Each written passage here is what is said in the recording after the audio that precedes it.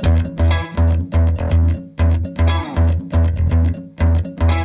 I went to the Westgate School and I left when I was 16.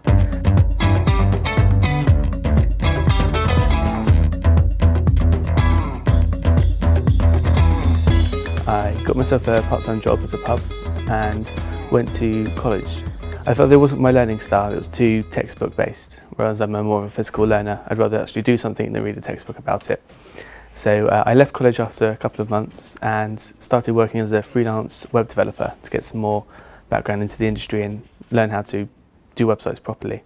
I had to go to the Apprenticeship to Business website to work on one of my websites, and that's where I found out about the apprenticeship at the corner of my eye. I saw the word web design.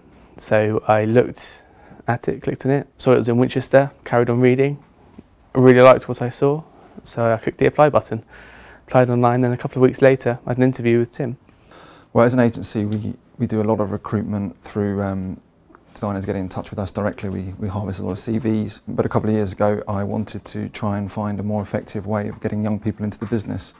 I was a little bit disengaged with the traditional route of going to find a graduate because I didn't relate to the attitudes that graduates were coming to interviews with. So I attended a speech by Apprentices for Business, and I thought that the opportunity that they were giving young people through the new apprenticeship schemes sounded very interesting, and I thought that maybe the apprentices would be a little bit more motivated to show the employer dedication and willingness to be in the business than some of the experiences I was having with graduates at the time.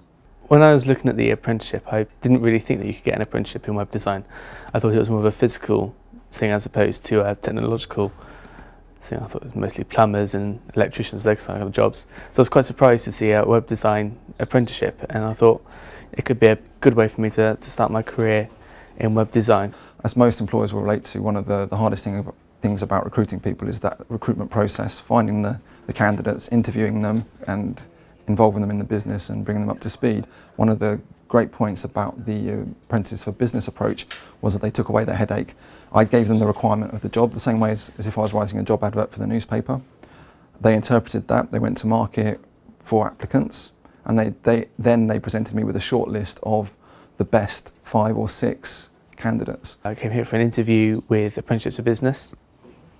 It wasn't really an interview, such just general chat about what A4B do and how they would help me find an apprenticeship.